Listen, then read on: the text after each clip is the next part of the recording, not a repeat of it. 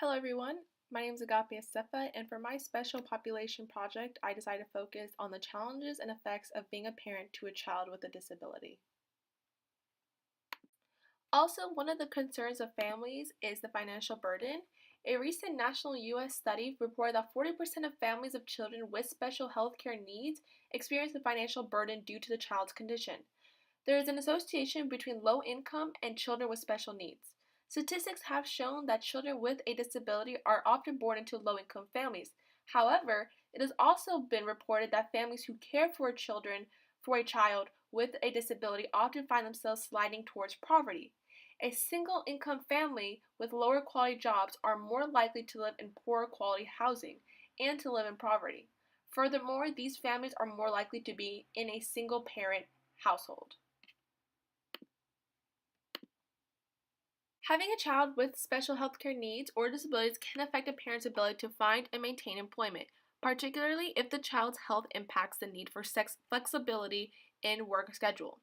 The National Survey of Children with Special Needs Care found that 23% of families in Kansas report that their child's health conditions cause them to cut back both in time and/or pay.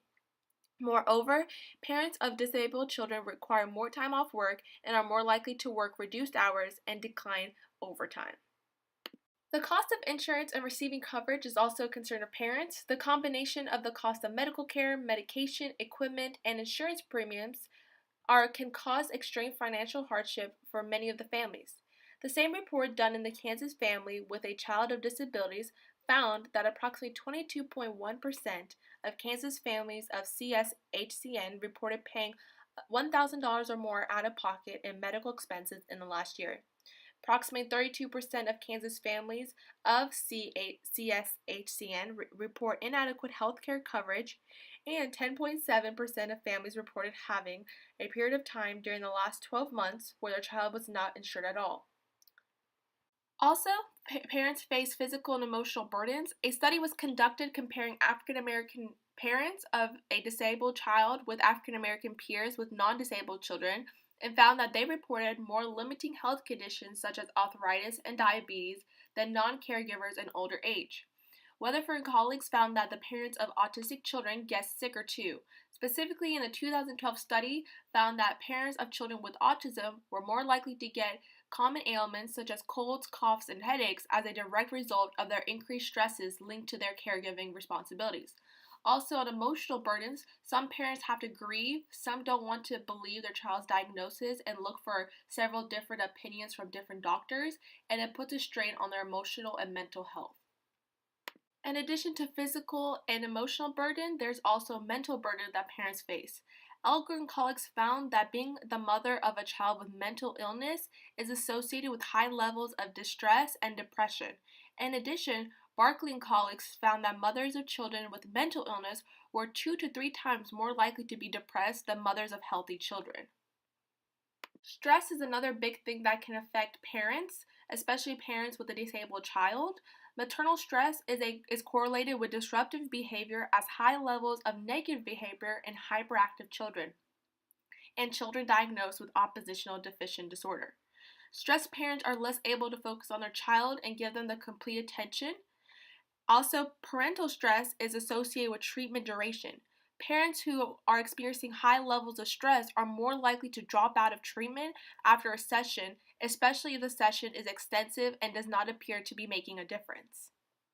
In terms of parenting styles, differ between different types of parents. One study did a comparison with mothers of higher socioeconomic status versus mothers living in poverty. This study found that mothers of low socioeconomic status were less supportive of their children and are more likely to use assertive techniques when disciplining their children.